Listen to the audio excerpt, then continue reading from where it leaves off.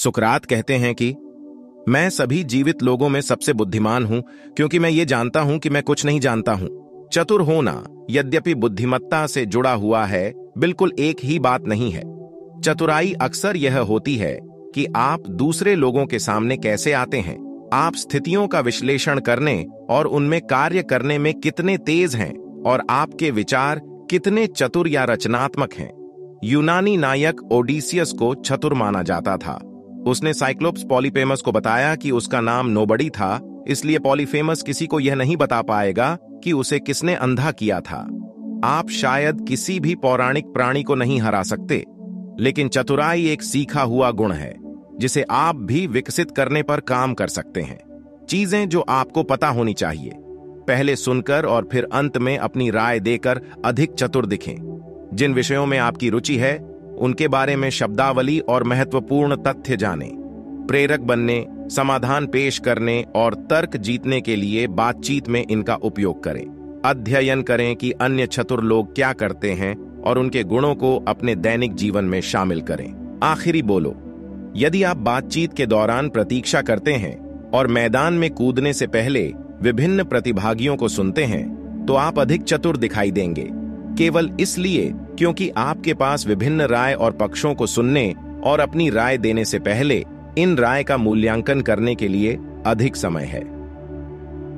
उदाहरण के लिए, मान लीजिए कि आप अपने चचेरे भाई बॉब, अपनी चाची मिल्ली और अपनी बहन सारा के साथ टर्की को छकने के सर्वोत्तम तरीके के बारे में बातचीत कर रहे हैं। जब आप सुनते हैं तो बाकी तीनों को इसे थोड़ा बोलने दें और तर्क के प्रत्येक पक्ष की प्रभावशीलता का मूल्यांकन करें। फिर जब बहस खत्म हो रही हो तो टर्की को भूनने का अपना विचार रखें। सुनिश्चित करें कि यह अन्य तीन से भिन्न है।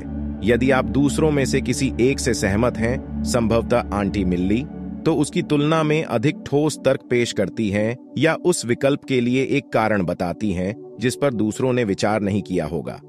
चतुर के विपरीत दिखने से बचने का यह भी एक शानदार तरीका है, न कि पहले अपना मुंह खोलना और जो कुछ भी आपके दिमाग में आता है उसे कहना।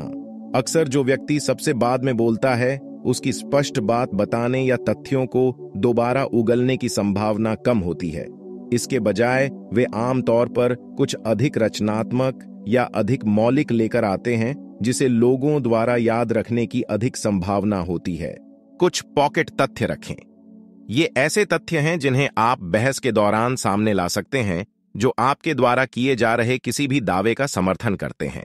संभावना है कि आपके पास संभावित रूप से आने वाले हर एक तर्क के लिए तथ्य नहीं होंगे, इसलिए जो आपके लिए सबसे महत्वपूर्ण हैं उन्हें चुनें। उदाहरण के लिए, यदि आप वास्तव में वैश्विक जलवायु परिवर्तन के बारे में भावुक हैं, तो आप यह सुनिश्चित कर सकते हैं कि आपने आंकड़े याद कर लिए हैं जो मौसम और जलवायु के बीच अंतर को देखते हैं, जो दिखाते हैं कि पिछले कुछ वर्षों में इतनी तेजी से क्या बदलाव आया है और यह कैसे जुड़ा हुआ है कार्बन डाइऑक्साइड जैसी चीजों के लिए, और यह मानव प्रथाओं की मदद के बिना होने वाले धीमे, अधिक दीर्घकालिक जलवायु परिवर्तन से कैसे भिन्न है। उन चीजों के लिए कुछ तथ्य, वास्तविक तथ्य इकट्ठा करना वास्तव में अच्छा है जिन्हें हर कोई सच मानता है।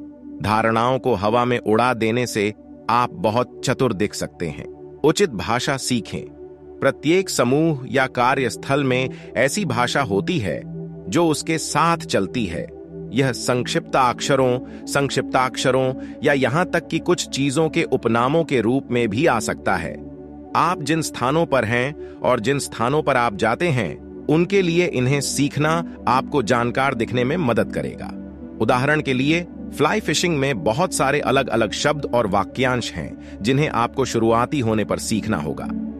कास्ट, जब आप रॉड, रील और लाइन को आगे पीछे फेंकते हैं तो आप जो हरकत करते हैं, या झूठ, नदी या झील के वे क्षेत्र जहां मछलियां होती हैं जैसे शब्दों को न जानने से आप ऐसा प्रतीत होंगे जैसे कि आप नहीं जानते कि आप क्या कर रहे हैं। चतुर के विपरीत, यदि आप नहीं जानते कि कोई व्यक्ति किस भाषा का उपयोग कर रहा है, तो शब्द या शब्दों के संदर्भ पर ध्यान दें। आप आमतौर पर उससे मूल अर्थ समझ सकते हैं। अन्यथा किसी से अकेले में पूछें ताकि हर किसी को यह न पता चल जाए कि वे जो कुछ कह रहे हैं आप उसे समझ नहीं रहे हैं। प्रेरक बने। अक्सर लोगों के मन में दृढ़ता और चतुराई जुड़ी होती है। एक को करने से लोग इसे दूसरे के साथ सह संबंधित करेंगे।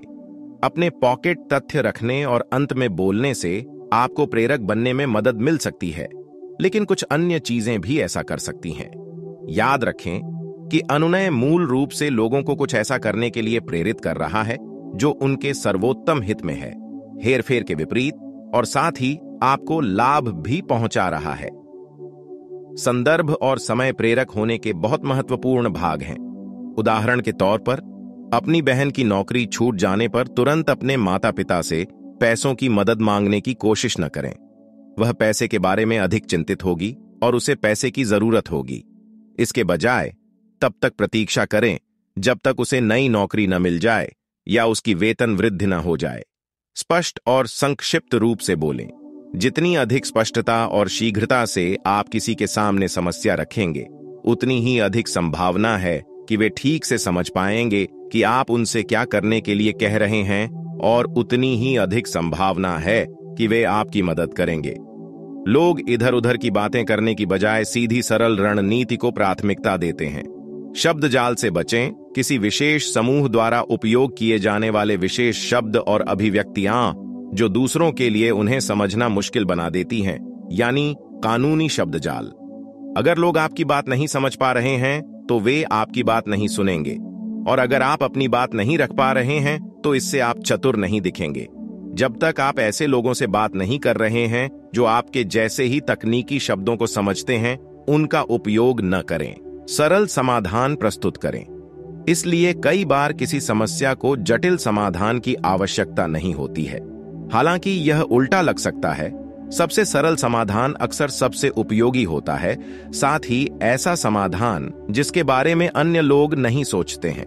ऐसा लगता है कि मनुष्य चीजों को करने का सबसे कठिन और जटिल तरीका खोजने पर आमादा है।